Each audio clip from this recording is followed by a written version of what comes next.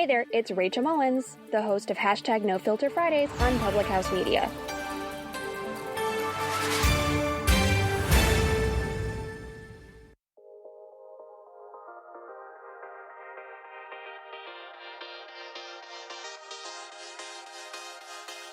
Hey, you're listening to Let's Hustle with Lee and Chelsea. We are two girls making our way in sales and entrepreneurship. We set out to make this podcast after entering our late 20s and realizing we were hitting a wall and felt like our lives and careers were stagnant. After expressing this feeling to countless other women, we realized we weren't alone. So each week we're bringing you real conversations with real people that are authentic, realistic, and relatable in hopes that you can grow into the best version of yourself. So strap in and let's hustle.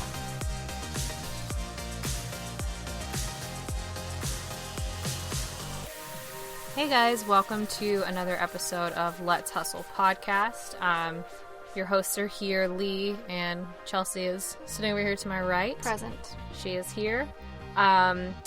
Today, we wanted to make this episode a little bit different than our usual podcast because we were trying to sit and think of what can we talk about this week when it comes to business or hustling and, how, times are changing and can we talk about self-help? But it really felt wrong and it felt very fake to come on here and preach about business. Preach, I think is the best. Yes, to go on here and preach about business when a lot of other important things are going on right now, especially since we do live in Louisville.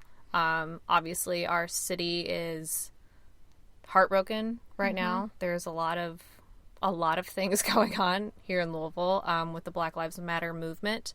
And we wanted to come on here and talk about different ways that you could help, different ways, we can all pitch in, donate, signing, whatever. We wanted to make this more of a resource episode rather than us just get on here and talk about our opinions on this and talk about, our experience as a white person through this. We really didn't want to do that. We really just wanted to make this more of an informative, helpful episode. It's going to be really short and sweet. Just because it's been horrible. It's been awful. It's been really, really awful to watch. And there's parts of this where you feel very hopeful because people That's what I was about to say. I was like, there's a really good, the good is going to come from it. Mm-hmm.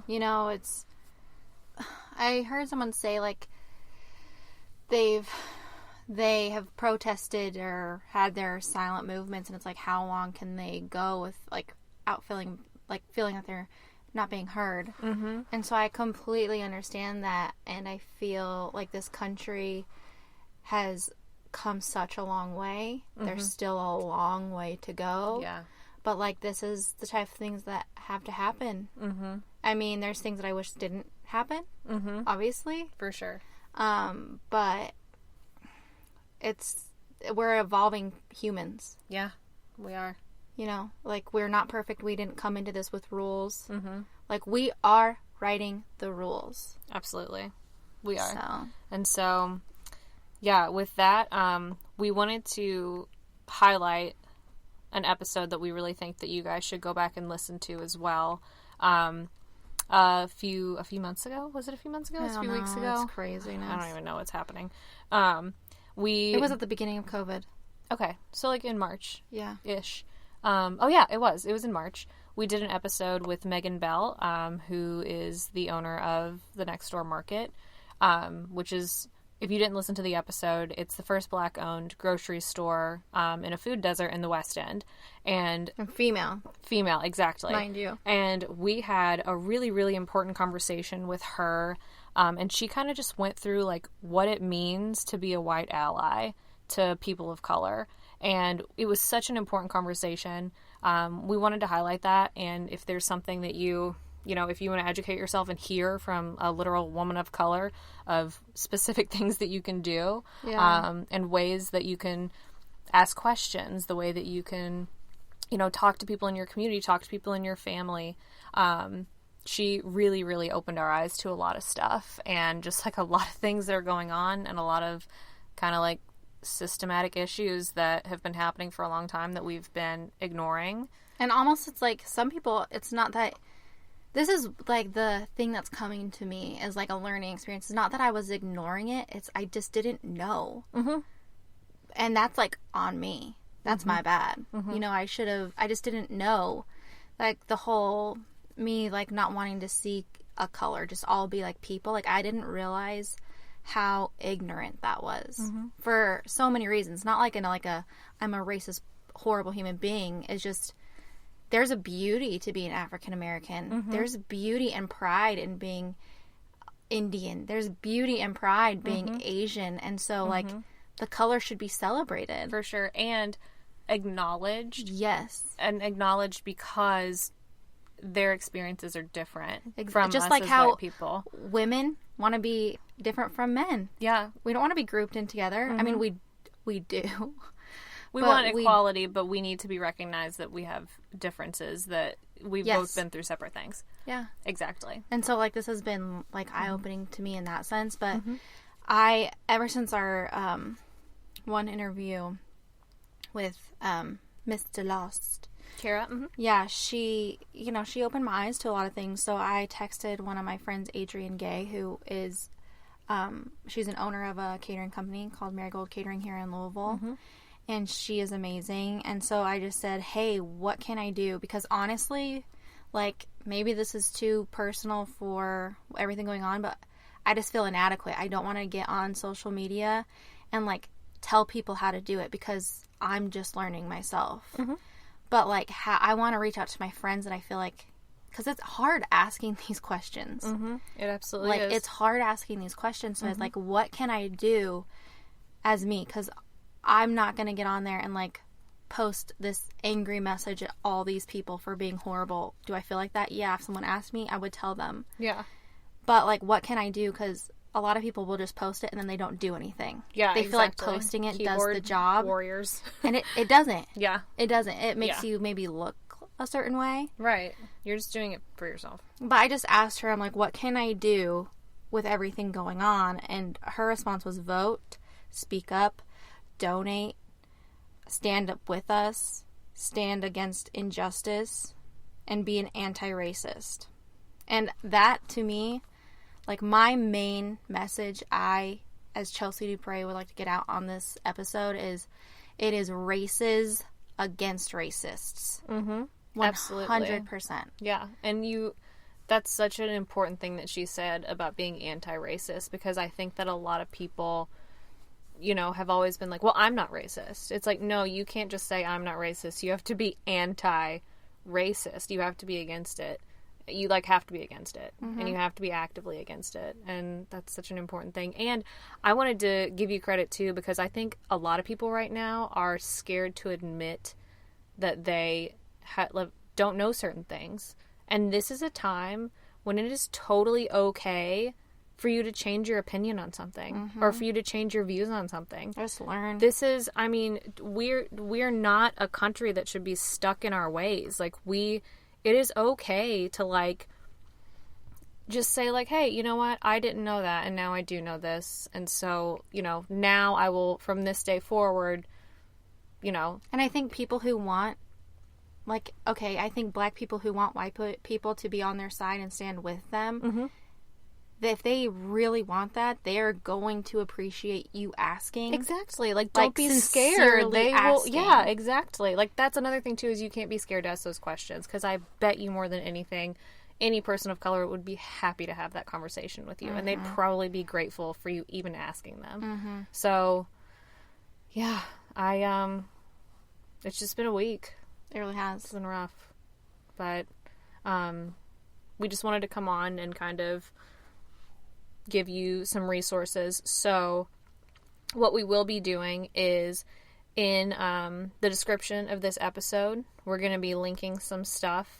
We have the Courier Journal came out with a really good list of black-owned restaurants in Louisville that you can support, you can get takeout from, you can go order at this week. Order at, it's really not good grammar, but I'm sorry. It's not even going to say anything. That's not good.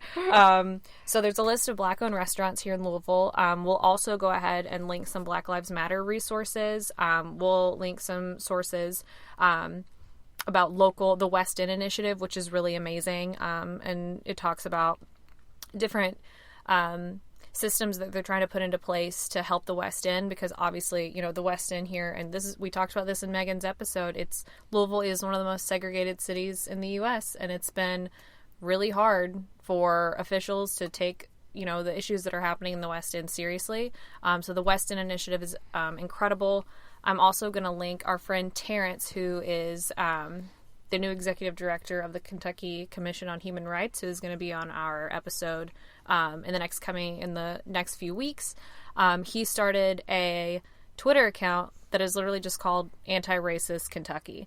And their initiative is, they have an email. It is open. If you have literally any ideas on different, issues that you feel like would be good to bring to city council, or different initiatives, or different, bills that you think should, try to be passed, you can email in any ideas that you have, which I think is genius, because that's, actionable stuff. Mm-hmm. And, they're actually trying to, bring things to the table and talk to important officials and talk to important people and start making them open to having these conversations. So I'll also link that Twitter account.